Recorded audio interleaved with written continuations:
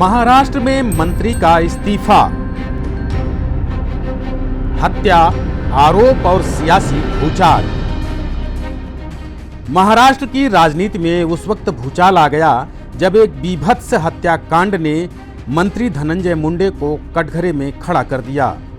सरपंच की हत्या के आरोपों के बीच जब चौंकाने वाले सबूत सामने आए तो मंत्री मुंडे को अपने पद से इस्तीफा देना पड़ा। ये सिर्फ एक हत्या नहीं बल्कि सत्ता, दबंगई और खौफ का एक नंगा नाच था। महाराष्ट्र के बीड में सरपंच हत्या मामले में एनसीपी अजित पवार गुट के विधायक और मंत्री धनंजय मुंडे ने इस्तीफा सौंप दिया है।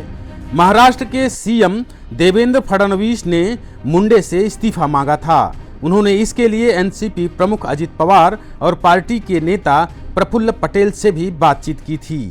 महाराष्ट्र के मंत्री श्री धनंजय मुंडे, इन्होंने अपने पद का इस्तीफा मुझे सौंपा। मैंने ये इस्तीफा स्वीकृत किया है और अगली कार्रवाई के लिए मैंने ये इस्तीफा राज्यपाल जी के पास भेज दिया है। मुंडे महाराष्ट्र सरकार में खाद्य नागरिक आपूर्ति एवं उपभोक्ता संरक्षण मंत्री थे। आरोप है कि बीड में सरपंच संतोष देशमुख की हत्या में मुंडे के करीबी वाल्मीकि कराड का हाथ है।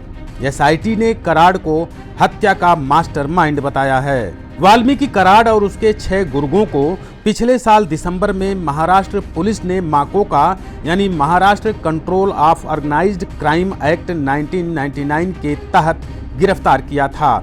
संतोष देशमुख हत्याकांड की जांच कर रही महाराष्ट्र पुलिस की स्पेशल इन्वेस्टिगेशन टीम ने 1 मार्च को मामले में चार्जशीट दाखिल किया था। चार्जशीट का एक हिस्सा 3 मार्च को मीडिया में वायरल हो गया, जिसमें वाल्मीकि कराड के साथियों द्वारा संतोष देशमुख की हत्या करने की तस्वीरें दिखाई गईं। तस्वीरों के मीडिया में आने के बाद फडणवीस ने अजित पवार, प्रफुल्ल पटेल, एनसीपी महाराष्ट्र प्रमुख सुनील तटकरे के साथ बैठक की। एसआईटी की चार्जशीट में कराड के बाद सुदर्शन घुले को आरोपी नंबर 2 बताया गया है। वह 10 साल से अधिक समय तक बीड और पड़ोसी इलाकों में एक्टिव रहा। उसके खिलाफ पहले से ही 11 आपराधिक मामले चल रहे हैं। आरोप पत्र में उसे गैंग लीडर बताया गया है।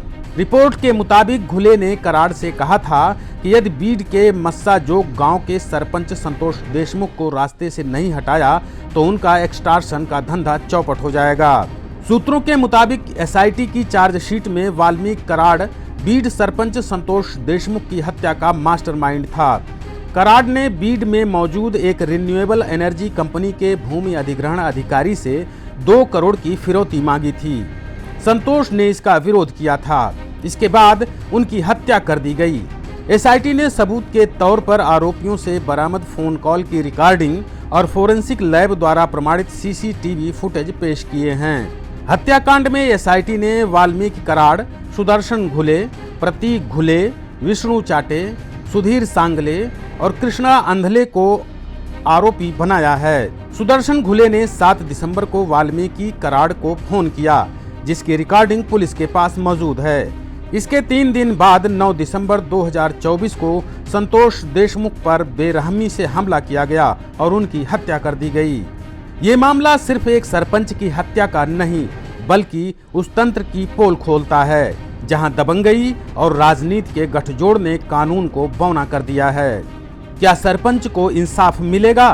क्या मंत्री धनंजय मुंडे पर कानून का शिकंजा कस पाएगा? इन सवालों के जवाब आने वाले दिनों में सामने आएंगे। ये सिर्फ एक हत्या नहीं बल्कि लोकतंत्र के खिलाफ एक जघन्य अपराध है।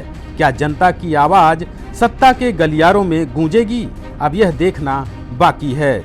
यह पूरा प्रकरण दर्शाता है कि महाराष्ट्र की राजनीति में सत्ता की होड़ और व्यक्तिगत विवादों का गहरा असर रहता है। आने वाले दिनों में यह देखना दिलचस्प होगा कि क्या धनंजय मुंडे का राजनीतिक करियर खराब होगा या फिर वे वापसी करने में सक्षम होंगे। ऐसे ही तमाम खबरों के लिए जुड़े रहिए हमारे साथ। हम हैं यंग भारत, सच के साथ।